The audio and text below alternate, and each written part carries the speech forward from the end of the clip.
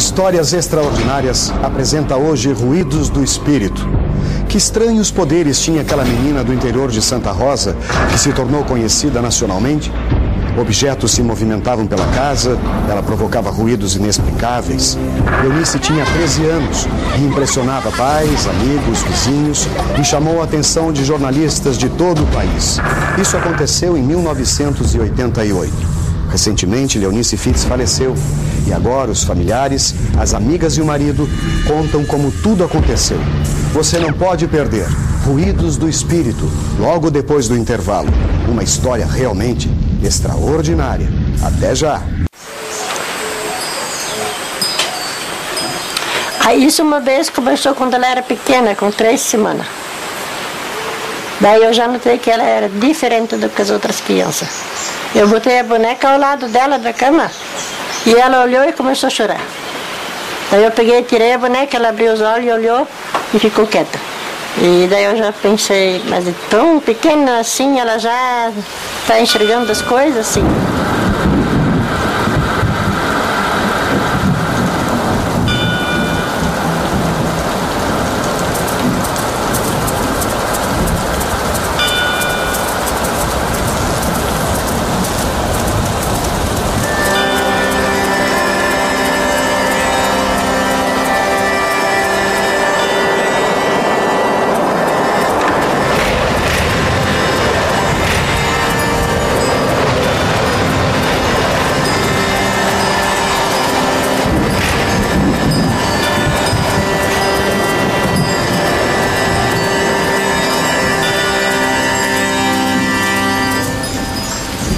Ela saía bastante.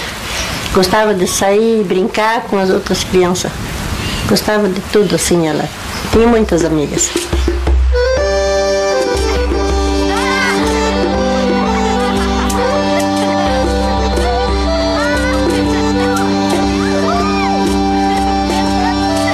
Nosso convívio era normal. Ela brincava, ela pulava, ela estudava como outra criança qualquer. A gente voltava caminhando a pé para casa, conversava da vida dela, da nossa, né? O dia a dia. E num dia desses ela começou a contar para nós de coisas estranhas que começaram a acontecer na casa dela, com ela. Batidas na parede e pedras rolando quando ela caminhava e chinelos andando, vassouras voando. E era isso que ela falava. Eram coisas fortes, assim, que a gente ouvia, mas ela falava isso para nós rindo, então a gente não sabia se isso acontecia ou se era brincadeira. E aí a gente brincava e falava, e daí ela falava que ela ia tirar uma pedra, né, com a força da mente nas pessoas, mas brincando, né? Depois ela foi na aula, sempre ela tinha mais força do que as outras, ela sabia mais do que as outras. Ela enxergava tudo, contava para as outras tudo o que estava acontecendo, o que vai acontecer. E as outras ficaram bobas com aquilo, não sabiam o que era.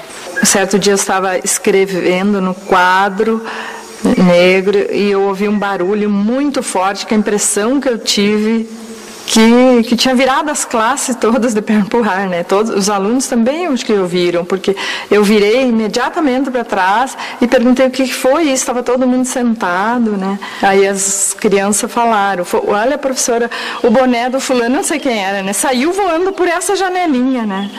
E daí eu saímos para fora, o guri queria o boné, tivemos que tirar, não sei se com uma taquara ou com o que, foi parar em cima do telhado, né? Já porque era muito estranho, a gente achava que não podia ser porque as outras crianças não eram assim.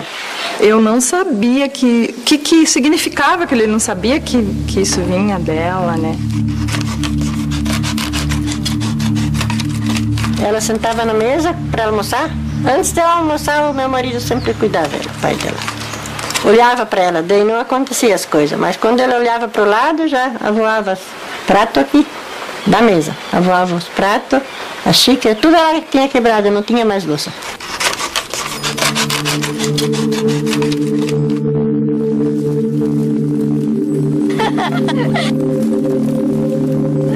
E E a gente achava no início, as primeiras vezes, dos primeiros relatos dela, que era uma brincadeira dela com nós. A gente não levava muito a sério na hora.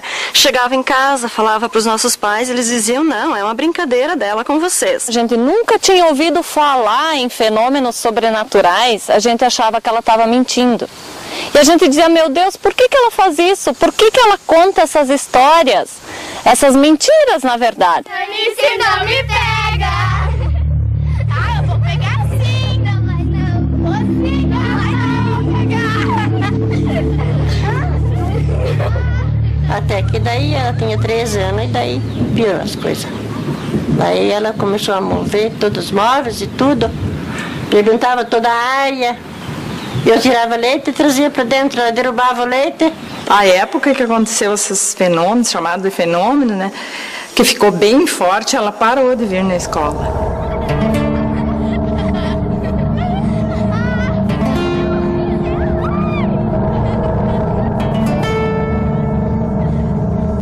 E daí que aquilo foi para a rádio, né, daí que foi um alarme muito grande. O pai dela veio procurar um dos nossos repórteres para falar sobre o que estava acontecendo dentro da casa dele, a respeito da situação da filha dele, no caso a Leonice Fides. O problema exato mesmo foi que ele não conseguia deixar lâmpadas acesas dentro de casa, que todas as lâmpadas da casa, ela olhava, a Leonice levantava o olho, olhava para a lâmpada explodia, ela se estourava a lâmpada. Foi na véspera de Natal, 24 de dezembro, que a gente ia apresentar a programação de Natal, que incluía versos e cantos. Ela já não tinha participado mais dos últimos ensaios, devido a gente sabia das coisas que estavam acontecendo na casa dela.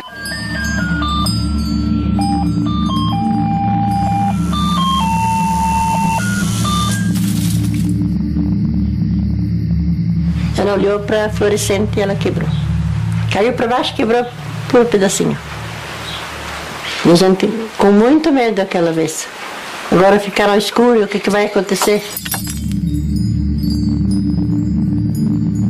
A gente começou a tratar essa situação, a gente levou para o ar o problema esse que estava acontecendo. Aí começou a vir imprensa de todo o estado, veio revistas de São Paulo, Rio de Janeiro, estava todo mundo aqui.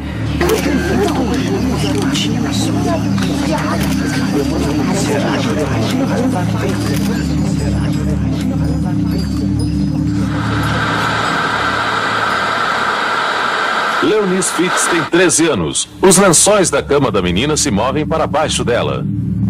As cobertas se encolhem sem ser tocadas. O colchão se dobra e levanta sobre a cama. Pedaços do colchão surgem na cabeça de Leonice. Virou assim, tipo, uma atração turística, sabe? Um show, era show, sabe? As pessoas iam lá para ver o que ela ia fazer hoje, o que ela, sabe? Ela virou, na verdade, uma celebridade dentro da situação. Tinha tanta gente, que não deu mais para aguentar. Eu já estava bem doente. Todos os dias a gente ia lá, tardinha, para ver como é que ela estava, para ver a situação dela e por um pouco de curiosidade também. Todo mundo é um pouco curioso.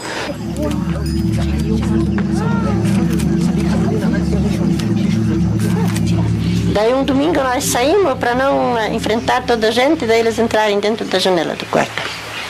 Abrirem e entrarem. Para ver se a Leonice estava aqui. Teve um certo momento assim que ela disse que isso já incomodava a família, incomodava ela. Até uma vez a minha irmã foi na casa dela para ver isso, aí tinha uma placa grande escrita, a menina não está. Ela chegou a sair de casa porque eram muitos curiosos querendo ver isso.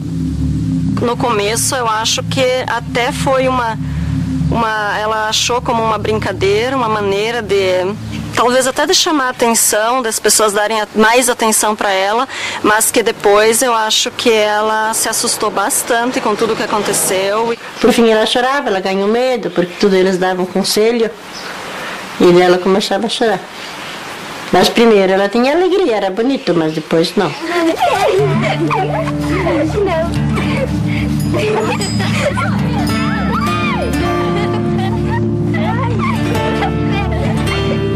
Ninguém se referia depois a ela como Leonice. Só falavam a menina do poltergeist, dos fenômenos, né? No início o pessoal achava que era um espírito, né, que se incorporou dela, alguma coisa assim, e aí passaram a chamar ela de fantasma da linha Boa Vista. Ela não chamava ela mais por Leonice, era aquela menina, e ela ficou marcada por causa disso, né, sempre.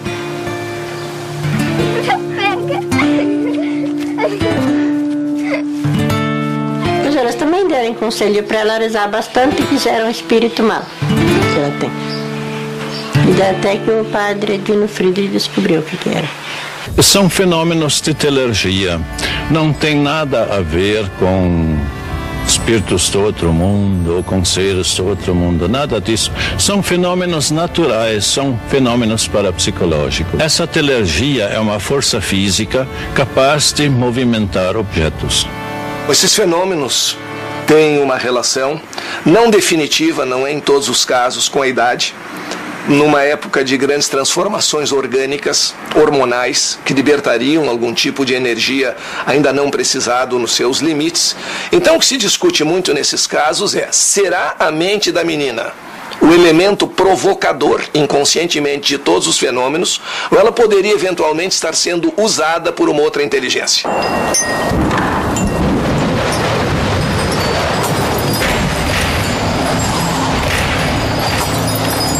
Aí voltou pior. Ficou aqueles aranhão e as batidas também ficaram junto na parede. E se a gente perguntava o que era, aquilo respondia, falava. Não era ela. E a gente dizia, bate uma vez, batia. Bate duas vezes, batia. Bate três vezes, batia. 3 vezes. Parou. Então chegou num ponto que nem ela, nem a família aguentou mais. Daí o padre levou nós para Porto Alegre.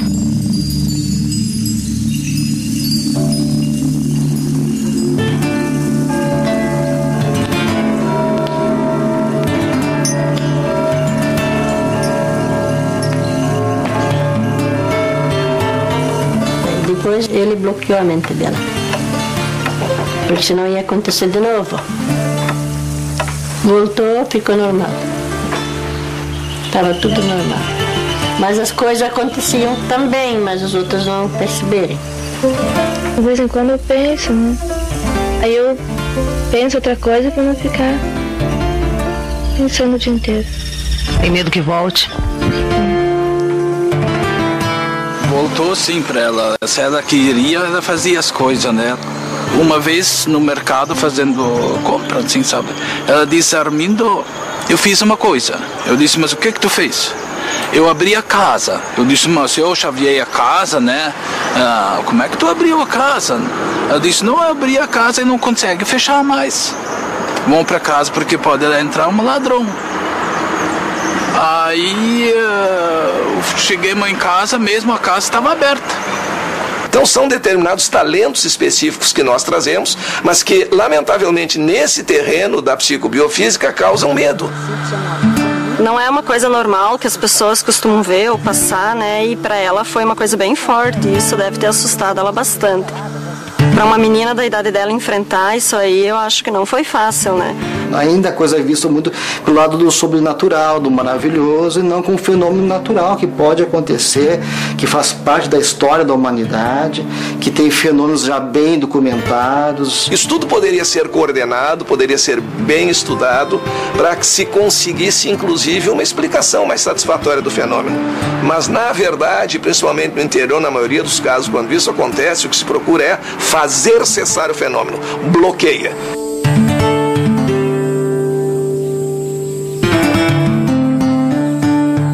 Calmou sim.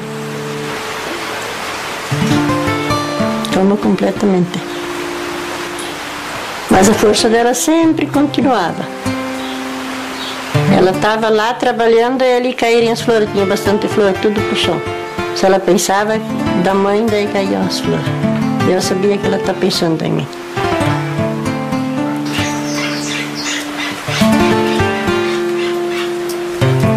Depois há mais ou menos uns 2 anos que ela estava doente.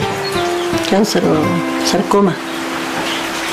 Mais perigoso que tinha. E faleceu no dia 26 de junho de 2010. Agora ela vai completar 36. Eu acho que é uma coisa assim que eu não tenho obrigação para mostrar para ninguém. Não quero provar que eu ainda faço isso e nem que um dia eu fiz. Mas o que eu fiz está provado, né? Agora eu não gostaria de mexer com isso, não.